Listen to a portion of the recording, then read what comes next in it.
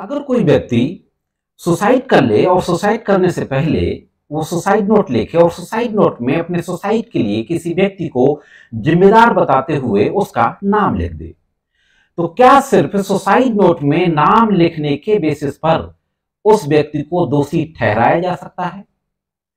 एक इसी तरीके का मामला अभी दिल्ली हाईकोर्ट पहुंचा। पति पत्नी के बीच का मामला था। पत्नी ने पति पर कुछ ऐसा आरोप लगा दिया कि पति ने सुसाइड कर लिया और सुसाइड करने से पहले उसने सुसाइड नोट लिखा। तो दोस्तों, मैं करीम अहमद सिद्दीकी एडवोकेट स्वागत करता हूं सभी का आपके अपने YouTube channel legal and social awareness में। आज के इस एपिसोड में इसी से संबंधित बातचीत करने जा रहा हूं। देखेंगे कि अबेटमेंट टू सुसाइड का कानून क्या है और ये जो केस दिल्ली हाईकोर्ट पहुंचा, इस केस के फैक्ट क्या थे और फाइनली दिल्ली हाईकोर्ट के द्वारा किस तरीके का जजमेंट दिया गया और कौन सी महत्वपूर्ण टिप्पणियां की गई। इस मामले के फैक्ट में ब्रीफ में आपको बता दूं कि पत्नी के द्वारा पति के खिलाफ एक एफआईआर दर्ज कराई जाती है और उस एफआईआर में यह आरोप लगाया जाता है कि पति ने उसके साथ अननेचुरल यानी अप्राकृतिक तरीके से यौन संबंध बनाए। पति को जब इस बात की जानकारी हुई कि उसकी पत्नी ने उसके खिलाफ अप्राकृतिक यौन संबंधों का आरोप लगाया है, तो उसको इतना ज्यादा आत्मग्लानि हुई, इतना ज्यादा शॉक लगा कि उसने सुसाइड कर लिया। सुसाइड करने से पहले उसने एक सुसाइड नोट लिखा और व्हाट्सएप पर मैसेज भी भेजा और उस सुसाइड नोट में अपनी पत्नी को जिम्मेदार ठहराया। पति के सुसाइड करने के बाद पत्नी के खिलाफ इंडियन पेनल कोड की धारा 306 जिसमें अबेटमेंट टू सुसाइड का ऑफेंस दिया गया है। अब आईपीसी के स्थान पर जो बीएनएस लागू हुआ है, तो 306 के स्थान पर जो धारा है वो है धारा 108 बीएनएस की, जिसमें अबेटमेंट टू सुसाइड का ऑफेंस दिया गया है। तो इसमें एफआईआर दर्ज होती है।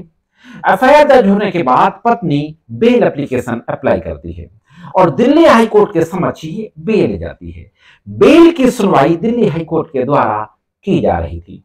तो देखते हैं दोस्तों कि इस मामले में दिल्ली हाईकोर्ट ने कौन सी महत्वपूर्ण बातें कही और क्या आदेश पारित किया। साथियों, पत्नी ने जो दिल्ली हाईकोर्ट के समक्ष बेल एप्लीकेशन फाइल की, उस बेल एप्लीकेशन में कहा गया कि उसका पति उसे धमकी देता था कि वो सुसाइड कर लेगा और तुम्हें फंसा देगा। पत्नी ने ऐसा कोई काम नहीं किया जिससे कि आत्महत्या के लिए उकसाने का अपराध माना जाए और बेल की प्रेयर की। दूसरी तरफ प्रोसिक्यूशन ने कहा कि व्हाट्सएप मैसेज भेजे गए, व्हाट्सएप मैसेज में यह आरोप लगाया कि याचिकाकर्ता उसको प्रताड़ित करती थी और उसको जहर देकर मार दिया। हालांकि इसके विरोध में पत्नी के द्वारा कुछ ऐसे मेडिकल डॉक्यूमेंट्स दाखिल किए गए जिससे कि यह बात यानी कि जहर देने की बात की पुष्टि नहीं हुई। फाइनली साथियों, दिल्ली हाईकोर्ट ने कहा कि ऐसे मामलों में अधिक ठोस प्रमाण की आवश्यकता होती है। हाँ दोस्तों, आगे कहा हाईकोर्ट ने कि हर आत्महत्या के मामले में आत्महत्या के लिए उकसावे का मामला नहीं माना जा सकता। यह देखा जाना चाहिए कि आरोपी का व्यवहार ऐसा था या नहीं कि एक सामान्य व्यक्ति, ना कि कोई अति संवेदनशील व्यक्ति आत्महत्या करने को मजबूर हो जाता है। यह देखना जरूरी है कि क्या उस व्यक्ति का जिसके ऊपर उकसाने का आरोप लगा है उसका व्यवहार इस तरीके का था कि एक सामान्य व्यक्ति आत्महत्या के लिए मजबूर हो जाए। आगे कोर्ट ने कहा कि सिर्फ लड़ाई झगड़े, वैवाहिक या पारिवारिक जीवन में आत्महत्या के लिए उकसाने के अपराध के अंतर्गत नहीं आते। बहुत महत्वपूर्ण बात कही कि अबेटमेंट टू सुसाइड पति पत्नी के बीच की जो रोज की लड़ाई झगड़ा है, जो पारिवारिक कलह है, उसमें अगर कोई भी पक्ष सुसाइड कर लेता है तो इसको अबेटमेंट टू सुसाइड नहीं माना जाएगा। अबेटमेंट टू सुसाइड के ऑफेंस के लिए जो इंग्रेडिएंट्स, जो आवश्यक तत्व होने चाहिए वह इसमें नहीं होंगे। जस्टिस रविंदर दुजेजा की पीठ के द्वारा इस मामले की सुनवाई की जा रही थी।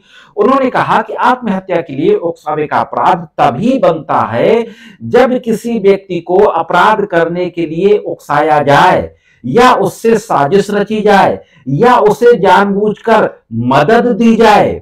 इस तरीके से कोर्ट ने आगे कहा कि सिर्फ मानसिक उत्पीड़न या तनाव होना काफी नहीं है, बल्कि इसके लिए सक्रिय रूप से उकसाना जरूरी है। हाँ दोस्तों, इस तरीके से अबेट करना चाहिए, उकसाना चाहिए कि कोई और रास्ता ना बचे सुसाइड करने के अलावा। यह मकसद था कोर्ट का। कोर्ट ने भी कहा कि अगर कोई व्यक्ति मानसिक रूप से कमजोर है, डिप्रेशन या अन्य मानसिक समस्याओं से पीड़ित हो, तो उस स्थिति में आत्महत्या के लिए उकसावे का मामला अलग दृष्टिकोण से देखा जाएगा। हाँ दोस्तों, महत्वपूर्ण बात कही कि अगर कोई व्यक्ति मानसिक रूप से कमजोर है, डिप्रेशन या अन्य मानसिक बीमारियों का शिकार है, तो इस मामले में आत्महत्या के उकसाने के मामले को अलग दृष्टि से देखा जाएगा। इस मामले में दोस्तों, पत्नी ने जो मेडिकल डॉक्यूमेंट्स कोर्ट के समक्ष दाखिल किए थे, उन डॉक्यूमेंट्स में यह भी था कि जो मृतक था जिसने सुसाइड किया था वो डिप्रेशन, आत्मघाती प्रवृत्ति, बाइपोलर डिसऑर्डर आदि मानसिक समस्याओं से पीड़ित था। कोर्ट ने रिकॉर्डेड बातचीत भी सुनी, दोनों के बीच में बातचीत रिकॉर्ड हुई थी।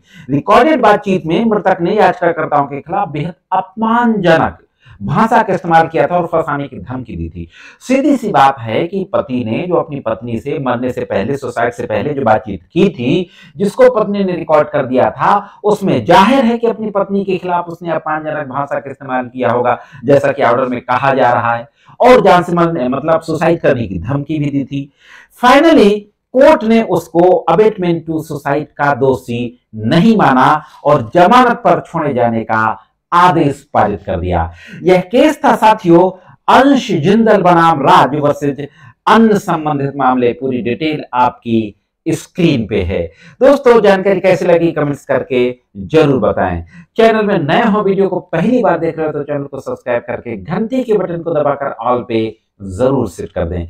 ये जो कानून की जानकारियां मेरे द्वारा दी जाती हैं, अगर आपके लिए उपयोगी होती हो, यूजफुल होती हो, तो इस वीडियो को लाइक और शेयर करते रहा करें, जैसे कि और भी लोगों तक ये जानकारियां पहुंचती रहें। आज के एपिसोड में सिर्फ इतना ही।